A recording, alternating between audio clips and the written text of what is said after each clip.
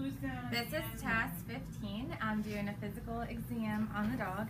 So the first thing I'm going to do is assess the dog from the distance. So I'm going to have Heather walk him so I can assess his gait, his overall attitude. So he looks a little nervous, but he's prancing, wagging his tail, doesn't look lame or weak on any of his limbs. His hair coat looks in pretty good condition, nice and shiny. He has a really good body score condition. I'd give it a 4 or 5. You can see the A-line. So far my first impression is that he's an anxious but happy dog. So the first thing I'm going to do is weigh him. So our scale's over here. And while Heather's walking him, I'm going to keep looking at his gait.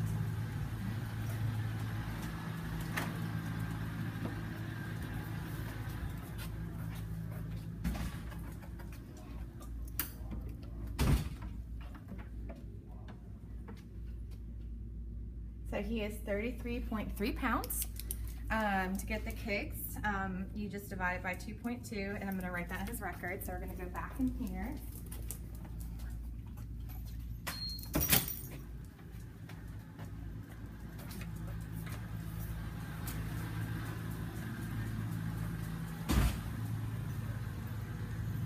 So I'm going to go ahead and look at his perfusion factors. So the first thing I'm going to look at is his mucous membranes. So looked here, and he is pink and 2. So normal. I'm going to record this in this chart.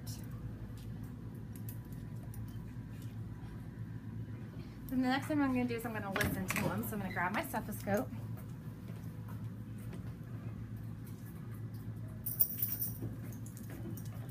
And I'm going to listen at all the points of maximum intensity. So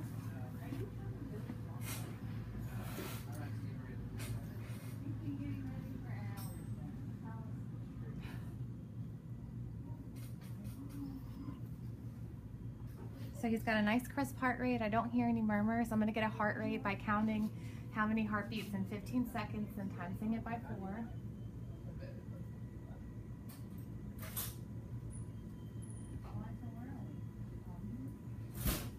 So he's about 100. Now I'm going to check his pulse with his heart rate to make sure that there's no pulse deficits.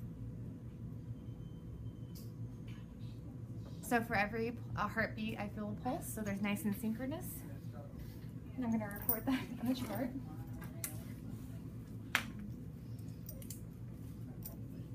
I'm going to look at his respiratory rate. So obviously he's whining.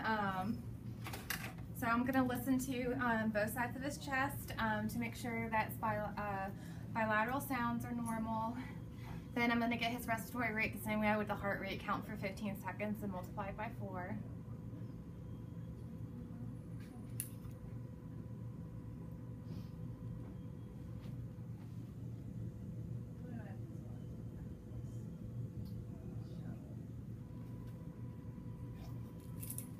And he is 20. And the next thing I'm going to do is take his temperature. So,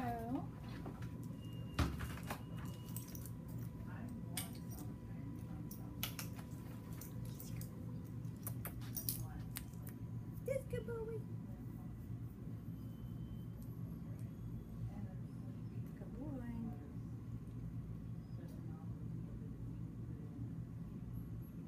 So he is 100.1, which is normal.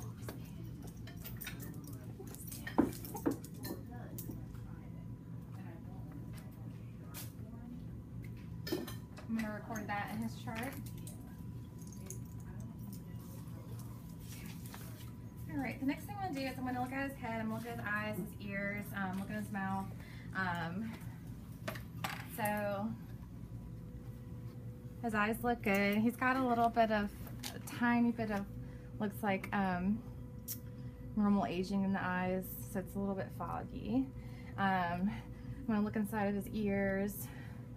So this ear obviously is wet because we just cleaned it, so that ear is nice and clean. So is this ear. His nose is good, breathing out of it. There's no discharge. There's no discharge coming from his eyes.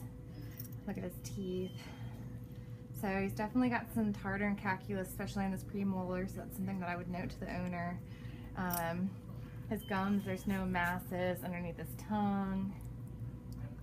I don't see any. And then look at his hard palate, and there's no masses or anything in his hard palate. His mandibular lymph nodes are small, they're about pea size, and they're definitely mobile, so that's good. And I'm going to report all that in my chart. I'm going to feel his trachea. So there's no irritation, doesn't feel narrowed. His prescapular lymph nodes, I can't really feel them. There's one right there.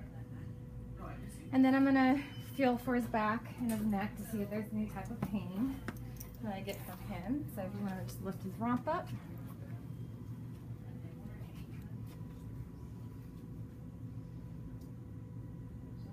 So he's not giving me any sign of discomfort. Maybe right there it's a little sensitive.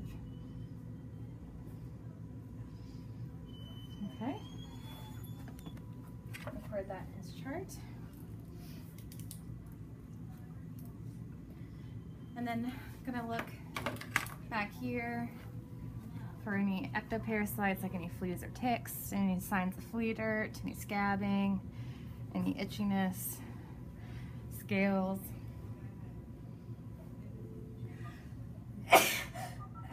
Excuse me. Well, I don't see any of that.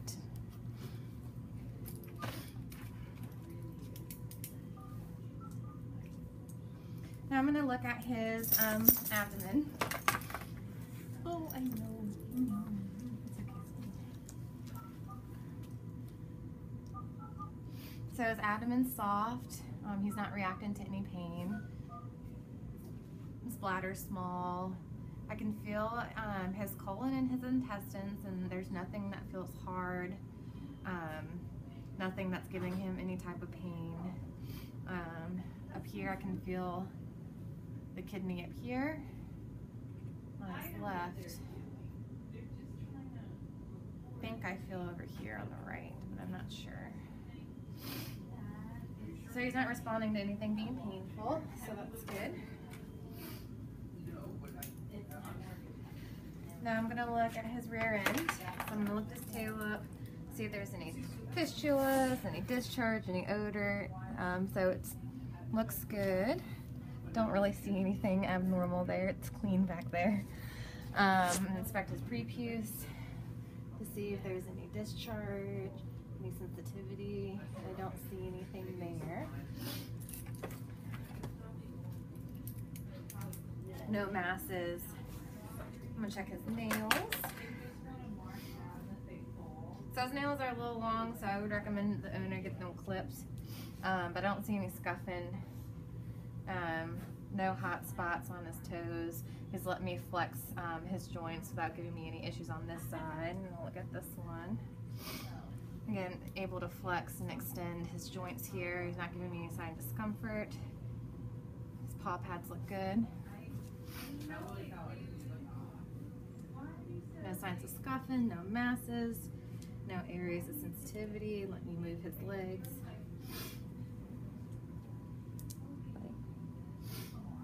Same for this one. Let me move around.